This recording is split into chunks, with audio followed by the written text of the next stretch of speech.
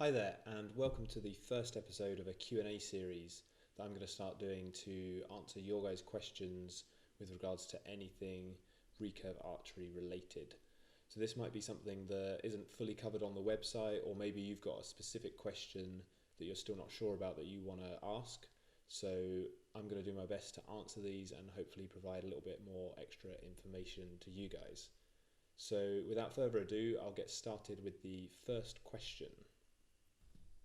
Question number one was about bow control and also about the string hitting your arm when you release the shot. So in terms of bow control, there are two main parts to this which go hand in hand really, and these are your strength and then your technique. And you need both of these to have really good control of your bow. A great test to start with before you get into trying to improve your strength and your technique, a great test to start with is the 7+2 test, which I'll just put above there. And basically this test will allow you to see where you are in terms of your bow control. And all you do for this test is you come up to full draw, hold for 7 seconds, and then come back to your setup, and then come back to full draw. And you do this with a tempo of 1 to 2 seconds. So basically you come to full draw, 7-second hold, 1, 2, and then hold for 7 seconds, 1, 2, hold for 7 seconds. And you just do this as many times as you can and see how many reps you can do. So ideally you would do 8 to 10 reps of this if you're really in control of your bow. And if you can only do maybe 1 to 3 reps, then really you're quite overbowed and maybe your technique needs a bit of improvement as well. So this is a great test to see where you're at, and then you can look at how you can improve. So there are 3 main ways really to improve your bow control, and you should really be doing all of these if you're really serious about getting better. And these are obviously your shooting volume, your bow training, and then your gym work. So in terms of bow training, this is a really great way to increase your shooting volume in quite a short amount of time, but it's also quite high risk in terms of if you do bow training with the wrong technique, then there's quite a kind of high chance that it could lead to injury.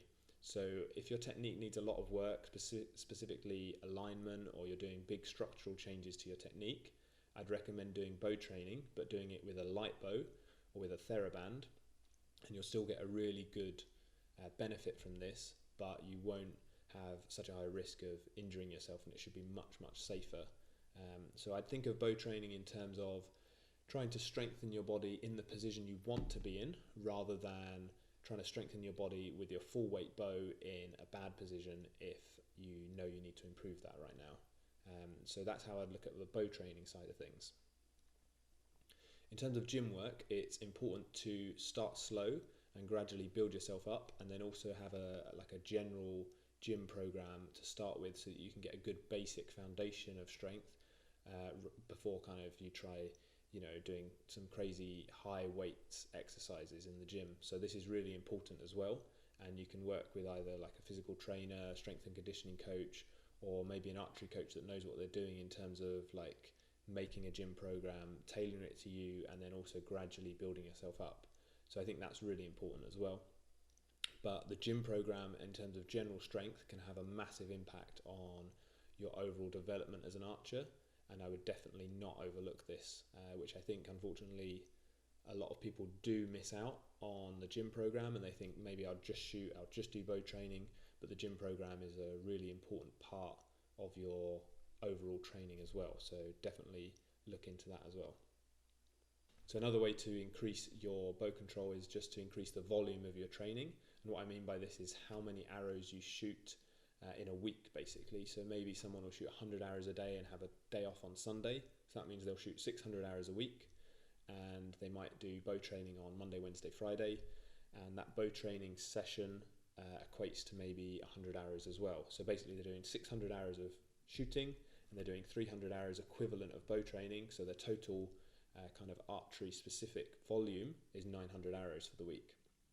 So maybe the next week you could work on increasing this to 1,000 arrows total volume, and then maybe the week after you can do 1,100 arrows total volume, then 1,200, and just increasing this gradually and giving yourself enough time to also rest is a good way to improve your control over the long term, and then also improve your capacity in terms of how much training you can do. So these are the 3 basic ways really that you can improve your bow control. And then obviously, like I mentioned before, working on technique is a really key area as well.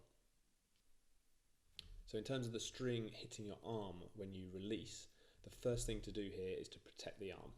Because if you're at full draw and you think that when you release the string is going to hit your arm and cause you pain, then you're probably going to kind of act scared at full draw and you're not going to execute the shot properly. And what this actually does is make it more likely that the string is going to hit your arm even harder. So it's kind of a self-fulfilling prophecy in that way. So the first thing to do is protect the arm. That's number one.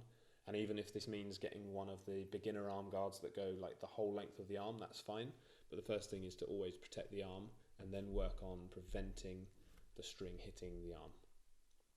So in terms of stopping the string hitting the arm, there are two technique things really that can cause this. The first one is poor alignment of like the bow arm and the hand and the elbow. And the second part is your release execution. So in terms of your bow arm and your bow hand, you want to make sure that your bow hand is in the grip in the right position and is not too far over. If your hand is too far over, it can bring the whole arm quite close to the line of the string and make it more likely that the string is going to hit the arm. And also it makes your elbow rotation harder to achieve. So what you want to do is have the hand in a maybe 45-degree angle for the knuckles, have the hand nicely in the grip, and then you also want to make sure that the elbow rotation is done so that your elbow is vertical and this part of your elbow here is not sticking out like this. So you want to make sure that the elbow is vertical here, and that gives you better clearance for the arm. Importantly, you also want to make sure your alignment is good, because sometimes this can cause the bow arm to collapse when you shoot, and then that increases the chance that the string is going to hit the arm as well. So I'll put a link below to the technique sections on the website in terms of the bow hand and the elbow rotation, and hopefully you can have a look at these and find out where you need to improve there to stop the string hitting your arm. In terms of release execution, what you need to make sure of here is that you're not collapsing on the shot, because this will make it more likely that the string will hit into the arm. So you want to make sure that when you shoot, you're executing properly and you're keeping everything in place with your alignment, and you're just executing like this, rather than when you execute collapsing one way with the bow shoulder, or allowing the bow to move, or maybe you're collapsing on the back, so you're coming here and then you're collapsing before you then shoot. So you want to make sure that the release execution is good there. And there are a few ways to do this really, but obviously this is mainly technique training. So I would use video feedback and maybe a coach if you can't see it yet, to see whether this is what's causing the string to hit your arm. So hopefully that answers that question. And now we'll move on to the next one.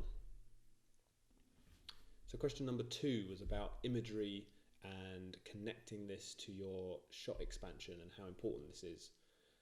So to begin with, imagery is really, really good, and it's a great tool to use in terms of preparing for competitions, refining your shot process, improving your confidence. You kind of get the point. So if you don't do imagery already, I would definitely recommend it, and perhaps I'll do a video on this in the future as well, explaining exactly what imagery is there. But for now, I'll kind of get back to the question. So in terms of connecting the imagery to your shot process, it's really important to, when you're shooting, to have a firm idea in your head of what you want to do through the shot. So when you're learning your technique, obviously there are a lot of things to think about, but you should always put this into your shot cycle, so that when you're then shooting, you have a specific set of thoughts that you go through and then you run through as your shot cycle. So this might mean that, for instance, when you go onto the line, you think about how the shot is going to feel in terms of your release execution, and how you want the bow hand to feel, and how you want the bow to deliver to the target before the arrow then, goes down range and goes into the target. So it's important to make sure that each shot, before you shoot, you visualize in your head what you want your expansion and your release to feel like, and then this kind of pre-programs your mind so that when you shoot, you've already told it what you want it to do. Importantly, you should also do this at blank boss as well as target. So I see a lot of people, they might shoot blank boss and they'll just kind of get a quiver of arrows and they'll just shoot the whole quiver and that's it. They're not really thinking about what they're doing. But at blank boss, you really need to think about every single shot and make sure you're following your process and following your imagery as well. and making sure that you're doing the right thing that you would also do at a target face.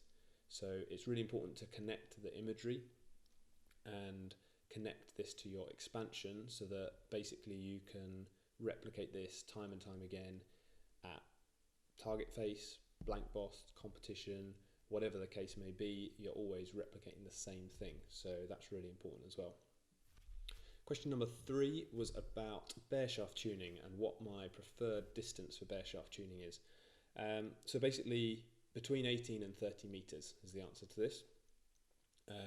You want a couple of distances so that you can make sure you're not getting a false reading, because sometimes if you use one distance, maybe the Bareshaft is coming out of the bow and curving, and you are just catching one of the reactions of that curve, but you want to make sure that you check this at another distance as well so you get a consistent reading. So for example, if you check at 18 meters and the Bareshaft looks weak, and then you check at 30 meters and the Bareshaft looks stiff, then you know that something's maybe not quite right and you need to check further. If you check at both distances and they're both weak, then you know exactly what you need to do, and it's pretty straightforward. So I'd always use a couple of distances. I use 18 and 30 meters, but once you go beyond 30 meters, the Bareshaft enters, well, the arrow enters like a secondary reaction really of how it flexes. So the Bareshaft reaction becomes quite unreliable and doesn't really give you a true indication a lot of the time of what's happening. So really, you'll see a lot of people, a lot of the top archers will really only tune up to 30 meters in terms of their Bareshaft, and then maybe 70 meters you'll do micro tuning and group tuning and stuff.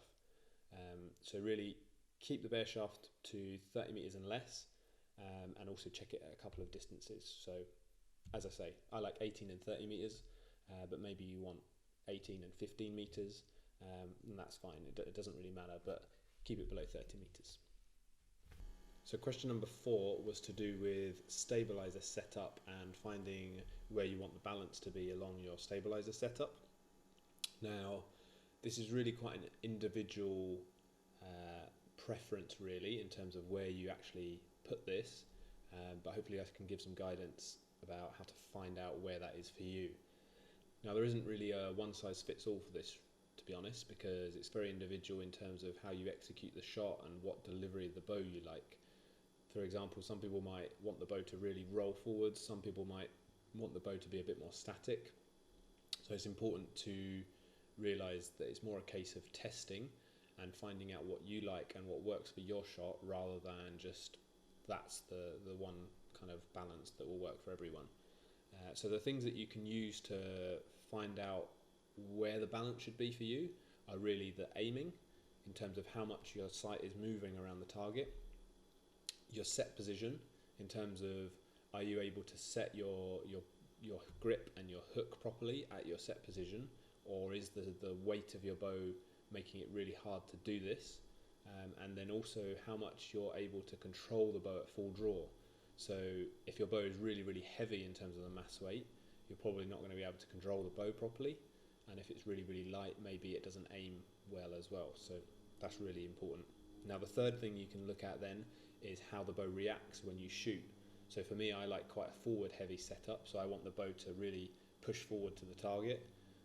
So I've set up my stabilizers to do that, whereas for someone who likes a back heavy setup, that would feel pretty horrible to them. So it's important to know what you're looking for in terms of the bow delivery, and then play around with this and find out how that works for you. The best way to do this is to literally just test and see if it works, and then maybe try a different setup and see if that works, because you're not going to find out just by thinking about it. You have to actually go and do it and then realise, oh no, I don't like how this feels, I prefer this setup more. So really it's about trial and error, and then once you've found your kind of general area, you can then play with the individual weights on your stabilizers, and then maybe do some group testing to find out which one groups better, which one scores better. So I'd definitely recommend doing that as well. So hopefully that answers that question. Sorry, it couldn't be a bit more specific, but it's quite a individual preference there, so hopefully that answers that. So I'm going to wrap the Q&A up there for this week.